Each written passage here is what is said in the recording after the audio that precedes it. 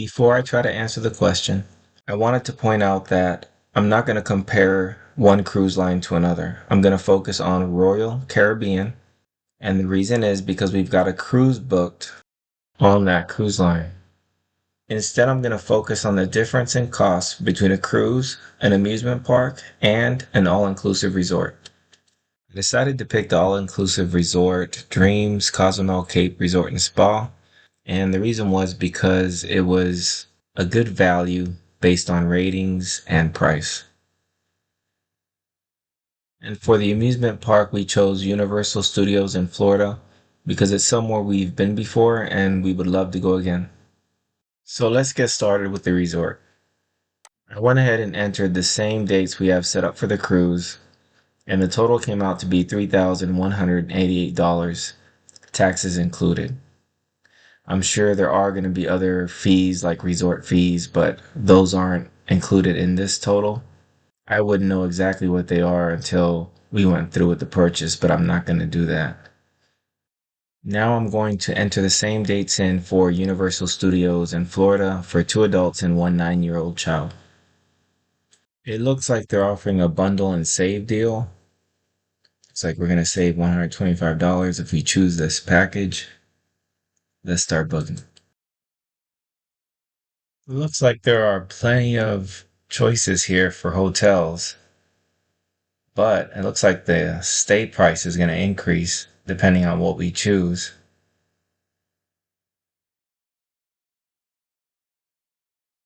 So I decided just to get one that's not going to change the price.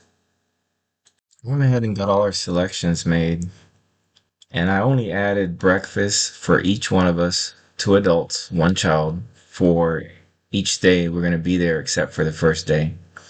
That's not going to include lunch or dinner. Now I'm going to show you what's included in our cruise that's coming up in May. Here's our upcoming cruise. Here's the Manage My Cruise page. This is where you add on your dining packages, or beverage packages, your internet, or any excursions you might want.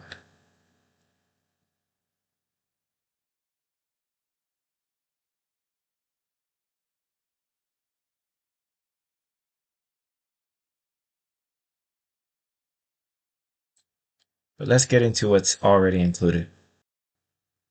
Here's a list of what's included and not included in the base cost. You're gonna have plenty of food to eat. Between the main dining room and also the Windjammer, you're gonna have plenty of food. There's no need to buy food on a cruise ship unless you really want to. You're never gonna go thirsty. There's water everywhere, and there are watered down juices also, like lemonade or iced tea, and sometimes they have fruit punch and other drinks. It just depends on the ship.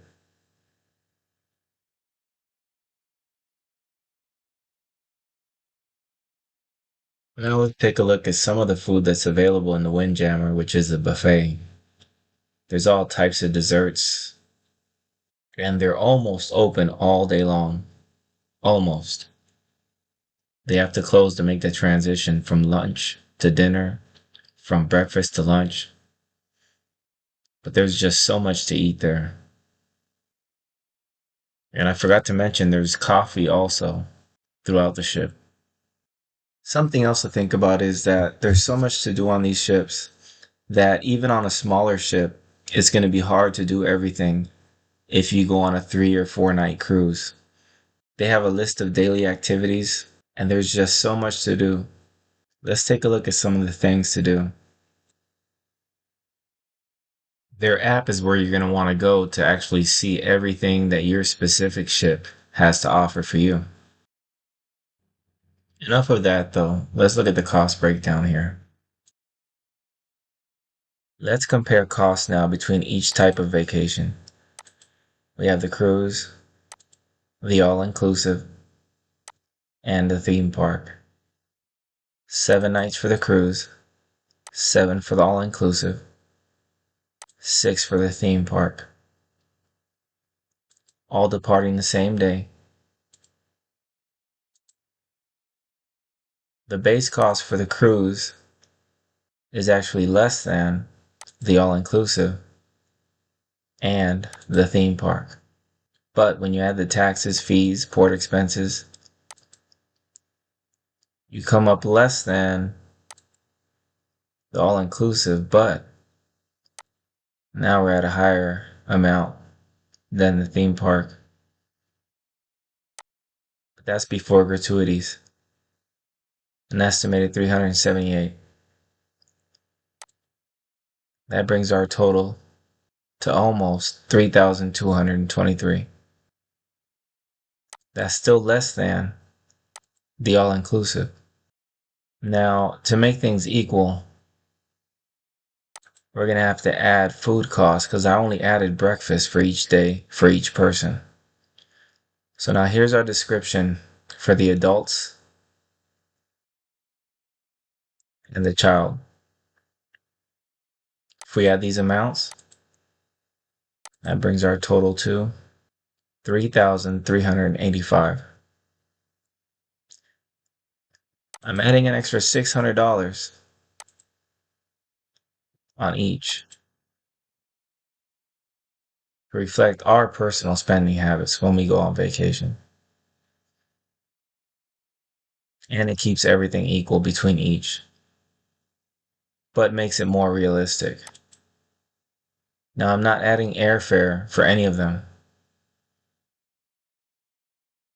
Now let's look at the cost comparison on a chart. Let's compare costs now. We have the cruise, we have the all-inclusive, and we have universal. These numbers reflect the base cost. Here we see that the all-inclusive is the most expensive, followed by the theme park, and then the cruise. But when we add the additional expenses and everything else to make things equal, we see that Universal comes in at the highest at almost $4,000 before transportation. The all-inclusive comes in at $57 less than that amount. And the cruise is $162 less than that amount. So all things equal, in my opinion, you get a better deal with the cruise.